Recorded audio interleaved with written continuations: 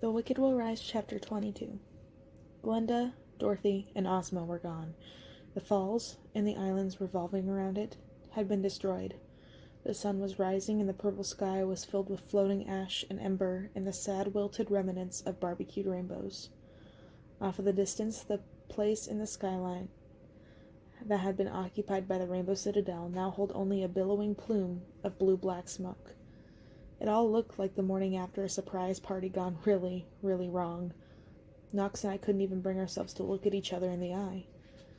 Meanwhile, Bright stood stoically, gazing out at the wreckage, as the sun rose slowly above it. He shook a single cigarette from his case.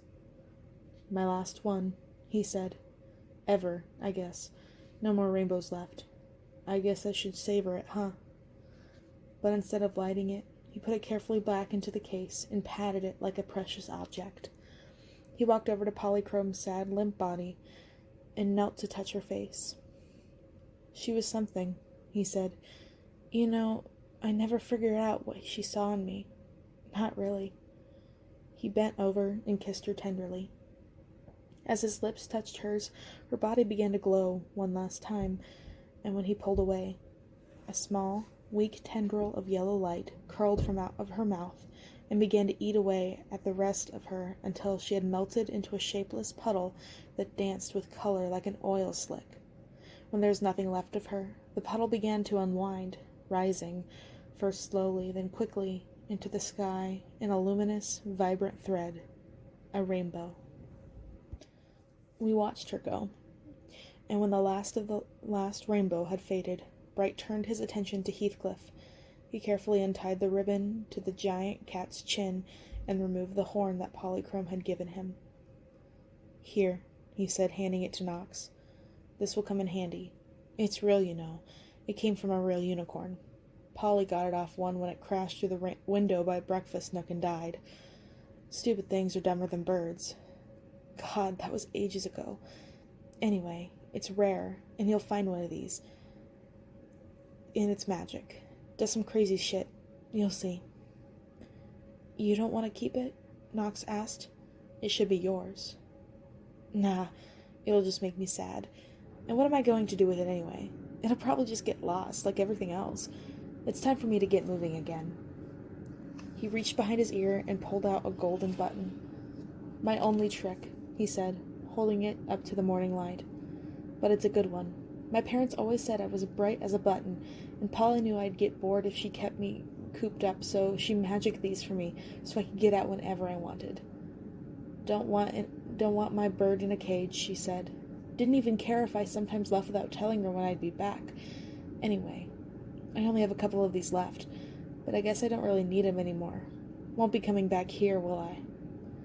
He pulled out another button and handed it to me. "Do good, babe," he said. "Maybe I'll see you around." "Where are you going to go?" I asked him. "Where else?" he asked. "I'm going to get lost."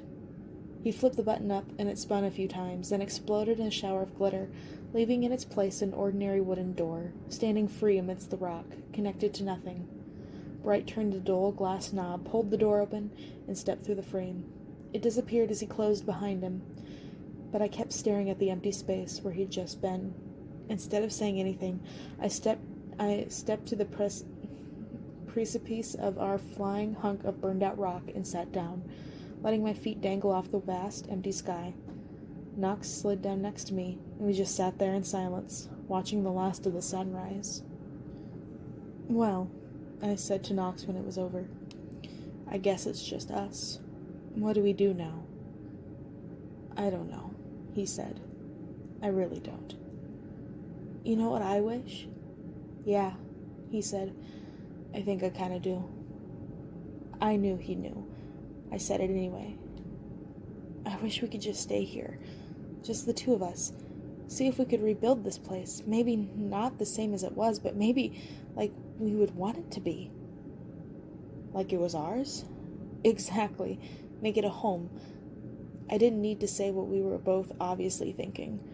The first real home either of us had.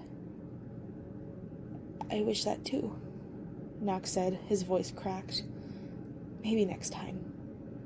"Yeah," next time. I turned away, and Knox stood and walked to where Heathcliff's body still lay. You were right, I said. About Pete, I mean. I should have listened. It wouldn't have mattered, Knox said. It was already done. I shouldn't have trusted him in the first place. Yes, Knox said. Yes, you should have, because that's who you are. I haven't thought of it that way, but maybe he was right. Maybe we should find Mombi, Knox offered. Maybe she's better now. Maybe she'll know what to do. No, I was sick of maybe. I was sick of witches, sick of searching, sick of chasing mystery objects, sick of being ordered around and used like a pawn. Now if I had to trust anyone, it was myself. Forget Mombi, I said. We're going to find Dorothy and kill her, and then we'll finally get a happy ending. Knox seemed too tired to argue with me. I was tired too, but I was also jittery and restless and suddenly not in the mood to waste time. I took the button that Bright had given me and tossed it up just like I'd seen him do too. Like before, a door appeared. Screw it. I didn't know where it would take us, but I stepped through it anyway. Maybe, I thought, the magic will be on my side for once. Instead, it sent me walking right into a brick wall. Literally. A yellow brick wall, to be precise.